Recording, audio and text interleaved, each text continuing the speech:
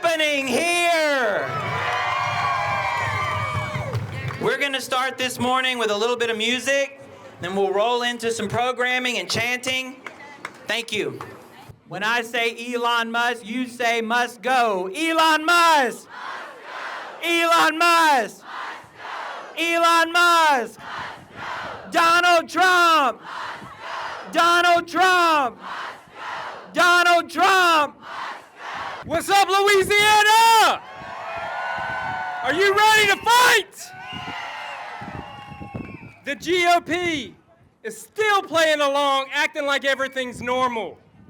Like they're not in some damn cult.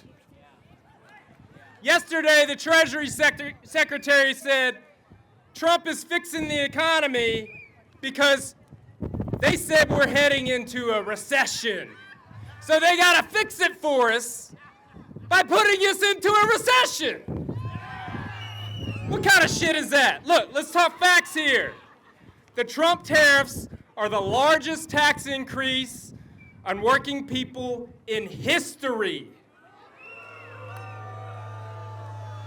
In our state, under GOP control, full GOP control, they have shifted the entire tax burden to working people through these sales taxes and all these other regressive taxes. This is who they are. The GOP was, is, and will always be terrible for the economy, and they never cared about working people.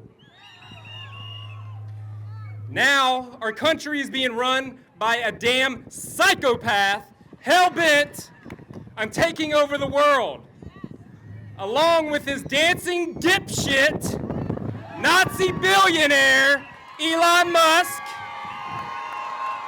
As you can see, I'm upset, I'm pissed, I'm ready to fight, but today I can also say that I'm proud. I'm hopeful, because I see all of y'all here today. And after we got a big win on March 29th, we said hell no to those Project 2025 amendments. Y'all, this is a movement in the moment we've been waiting for. Unfortunately, it's taking an American crisis to make everyone realize it. But now our numbers are increasing more every single day, and we ain't going back. So my name is Dustin Granger. I was the 2023 Democratic candidate for state treasurer, now the treasurer of the state Democratic Party. But really, I'm just a Louisiana boy. I grew up here. I remember sitting in rooms where only Cajun French was spoken. I remember the music, the food, the Sunday afternoons. I love this place with everything in me. And I reject what they've done to it.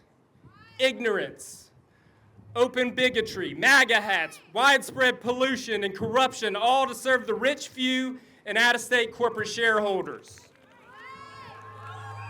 This is not who we are. Over the last decades, trickle-down economics run by country club Republicans have robbed us blind. The GOP and MAGA have come to represent greed, bigotry, and deception. We've seen this before. It's a return to the dark forces of our past. From billionaire plantation owners who use poor white people to fight and die for them to keep their slaves and their unearned riches, telling them you're poor, but at least you're more human than black people. It has returned again and again in different ways through Jim Crow, segregation, the Southern strategy, and it continues even to this moment today. It's all connected.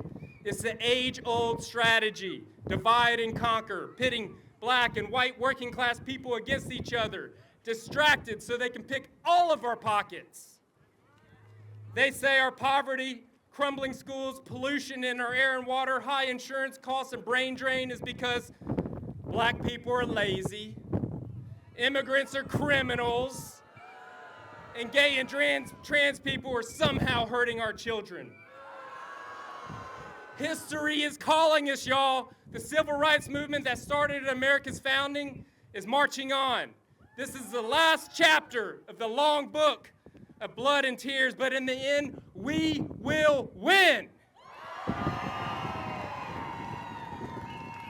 Truth, fairness, dignity, equality, peace, and prosperity will win.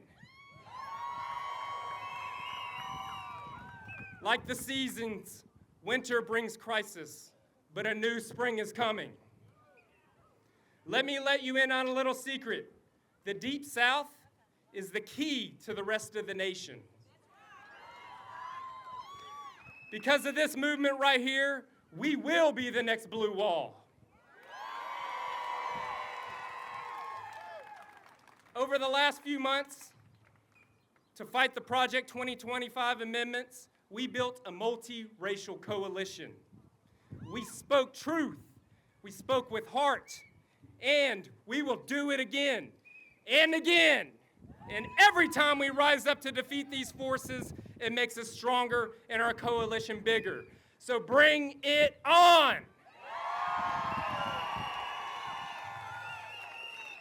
I know before I leave this world, I know I will make damn sure this vision for Louisiana comes true. This is our home, and we will fight for it together. It's up to all of us here together. We will make it happen. Can we all say today that we are there for each other? Say, hell yes! Hell yes! Hell yes! Hell yes! Hop in for the ride, y'all. We're marching on. Thank you! Are we gonna fight back, y'all? I'm Devontae Lewis. I serve on the Louisiana Public Service Commission. When you attack one of us, you attack all of us. They have made it very clear that there is a war on the poor, there's a war on the immigrant, there's a war on the transgender individual, there's a war on our democracy. And in this moment, we are not going to sit by and be silent. We're going to stand up, we're going to fight back, and we're going to let them know that this is our land too. Maybe I'm different, but I'm about tired of the Republican majority thinking they're the only ones that love America. Because if you love America, that means you should love the poor. If you love America, you should love the immigrant. If you love America, you should love having everybody have the opportunity to climb. But right now, if you're not white, you're not a billionaire, you're not a corporation taking people away, you don't have rights. And I think it's about time that we let them know that when we rise up, we're going to claim back this land that belongs to us.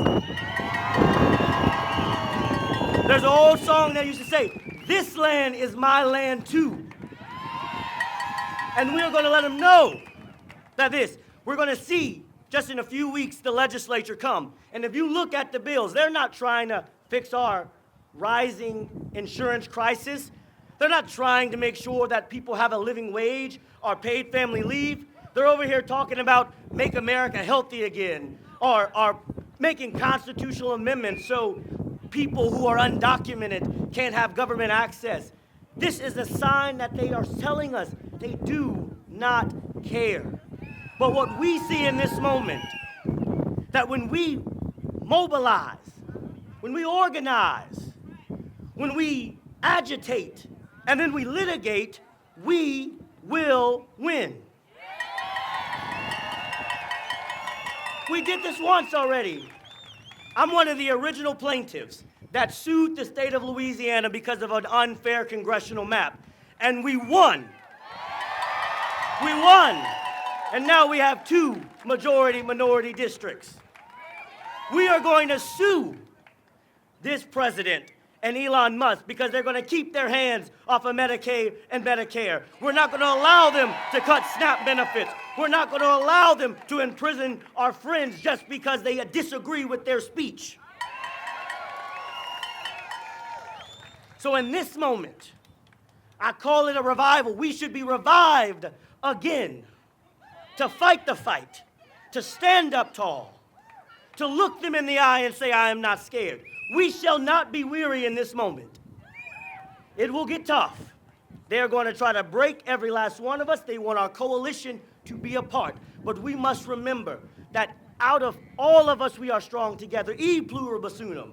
Out of many, we are one. It's the sum of all of us. If we stand up together, we lock arms with one another, we hold our hope and our dreams and say we will not stand idly by. We will win. So let's tell them, hands off our freedoms, hands off our government, hands off our people. Let's fight back, y'all. We're going to take back our nation. We're going to take back our country. We're going to take back the things that we stand for, the things that we value, and the things that are most important to us. Now look, it's not enough. It's great to protest. It's great to complain. It's great to advocate. But that's not enough. The most powerful tool that you have is the power of your vote. It's the vote that put Donald Trump and his gang in office. It's the vote that put Jeff Landry in office. It's the vote that's going to take them out of office and put the right elected officials in office. We have to vote like we go after our education. We have to vote like we fight for our health care. Voting has to be the most important thing that we do. We have to wake up in the morning on election day and be excited about casting our vote, because your vote can change the direction of this country. Now,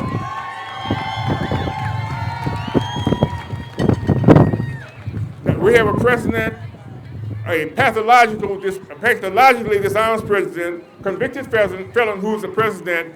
He's destroying our economy. He's destroying people's jobs. He's destroying financial security to our families, and he's destroying the moral fiber of this nation. But we are not going to be limited by words like unlikely. We're not going to be limited by words like unexpected, and we're not going to be limited by words like impossible. You today have to decide whether or not you want to be victors or victims. I choose victors. Let me close by saying this. We have to prevail. We have to prevail because our platform is right. We have to prevail because our solutions are right. We have to prevail because our cause is right. We're going to turn fear into fortitude. We're going to turn complacency into courage, and we're going to turn disappointment into determination. So let's rise up, take back our country, and take back our state. Thank you, guys. Wow! Look around, y'all. We have people on the Capitol steps. Read the signs. Even Reagan would object to Trump. I love this. I love this. You know, we started 10,000 women several years ago on the Capitol steps because we looked out at a rally for women's reproductive rights. And we had about 150 people there, and we said, how many people is it going to take to get their attention? And we said 10,000. So look around, look around. This is a good start, but we're not to 10,000 yet, okay? So here's the question for today. Do we understand power? Yeah. Because the people have the power. The Constitution has the power. Our congressmen need to wake up and stand up for the Constitution. All of our rights are under attack. The right to reproductive health, the right to contraception, the right to see a doctor, the right to Social Security, health care. You know, my God, y'all don't look at your 401k today. This man is trying to wreck the country. So we need to be engaged citizens. We need to know our power. We need to call our elected officials.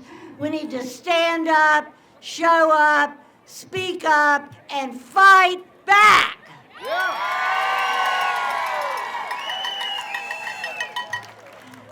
They call some of us in the 10,000 women group the menopause militia. And we have shirts that say Menopause Militia, women who have nothing to fear. And so I want to say to the people here today, talk to your family, talk to your friends, talk to your parents, talk to your neighbors. We are going to have to take back our country. We're going to have to take back Louisiana, and it's going to take leadership and bravery. And look around. One thing I can tell you is that courage is contagious.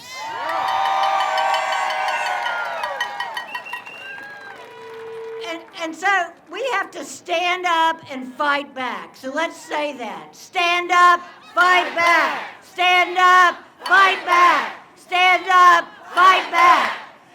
Yay! Now, our next speaker is a remarkable leader. He's a generational leader for Louisiana and for the United States. And he's taken a break from being on TV to come and be with us. And so I really want us to welcome our former Lieutenant Governor, the former Mayor of New Orleans, and the leader of the opposition, Mitch Landrieu.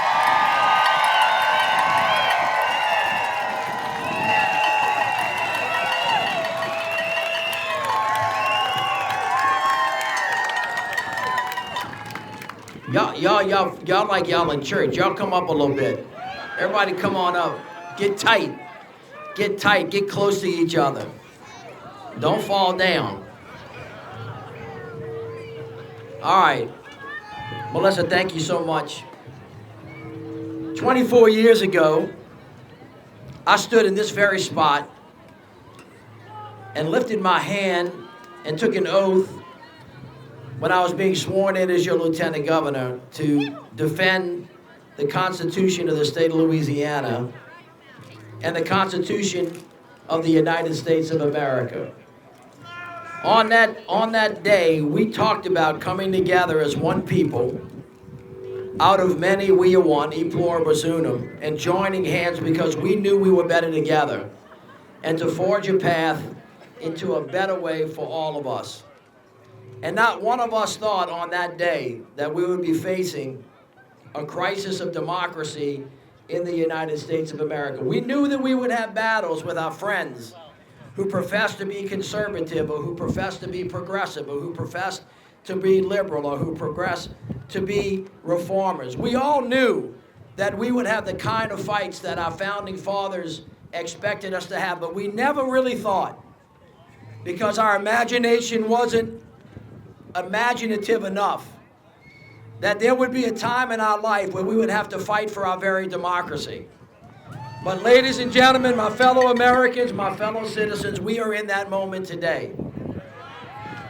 And in case it hasn't occurred to you yet, you have been called to the fight. This is not for the faint of heart. This is not for people that want to shrink. This is not for people who want to be silent. This is a time to stand up, to be counted, and to not bow down. We have been confronted with a man who is using the presidency of the United States to help, number one, himself, and to help his billionaire friends at the expense of American citizens and everybody else around the world. You may remember that when Donald Trump ran for office, he said, if you elect me, I will help ease your burden. I will help reduce your cost. Your groceries will go down. Your 401k will go up. The number of jobs that you have will rise. The amount of money that you have in your pocket will actually increase. And lo and behold, here we are, a few months into one of the most cataclysmic presidencies that we've had in the history of the United States of America. And what has Donald Trump done with the power that we the people have given him? The first thing he did was to appoint the richest man in the world to go after the weakest and the most vulnerable among us under the cloak of going after waste, fraud, and abuse. I I have not in my 32 years of serving in government, whether it was in the legislature, lieutenant governor, mayor, or senior advisor to the president, met one person in America who is in favor of wasting money, who is in favor of fraud, or who is in favor of abuse. Not one person. But that is not what Elon Musk, the richest man in the world, is doing. He has taken, as you can see, a chainsaw to the very foundation of American government, and in the process therewith has begun to cut vital services that are impacting people all across America: Social Security, Medicare, Medicaid, that are going to put people, our seniors, in harm's way. LAHEAP, which provides housing and air conditioning and heating for the elderly. Meals on Wheels, that feed the most desperate among us. Food programs for children in schools. He has talked about taking NOAA. If you don't know what NOAA is, you should. It's the acronym for the folks that fly through hurricanes, so that we can see more clearly and get ourselves out of harm's way, so that we don't have to lose 1,800 people during Katrina gone away. They're cutting money for the USDA, which is, by the way, for our farmers actually here in Louisiana. They're taking away the things that actually help make us strong. And in case anybody's not counting, 60% of Louisiana's budget, 60%, hear me, come from the federal government. So when they say those guys are your enemies, I would say you might want to check again. Actually, we're here to help, or for God's sake, FEMA, which is not always on the ball all the time, but basically when we have storms, make a difference. And oh, by the way, just yesterday, there were storms that crisscrossed 7 states.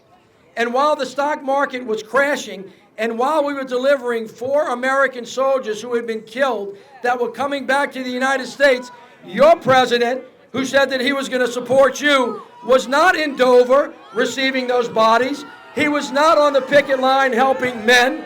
He was actually golfing in Mar-a-Lago with a bunch of folks.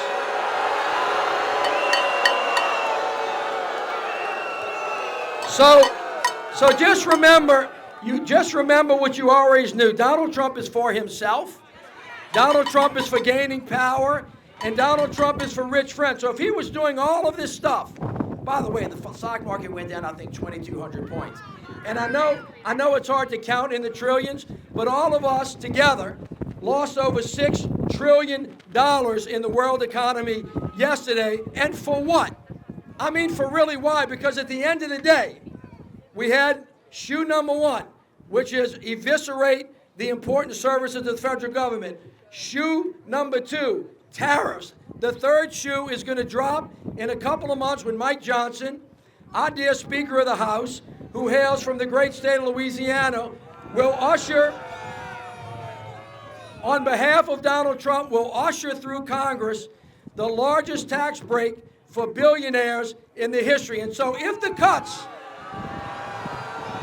were some vital reason to lift us up, to pull us together, to make us go higher, that would be one thing. But when they try to separate us, when they try to make brother hate brother and sister hate sister and friend hate friend, when they care so much about banning books and worrying about all the things except what they told us they were going to worry about, which was to lift us up and to give us a hand up, instead to put their foot on the neck of universities, on churches, on law firms, on regular citizens, on the least among us, it is time, my fellow Americans, to stand up and to be counted, and I'm expecting you to do it.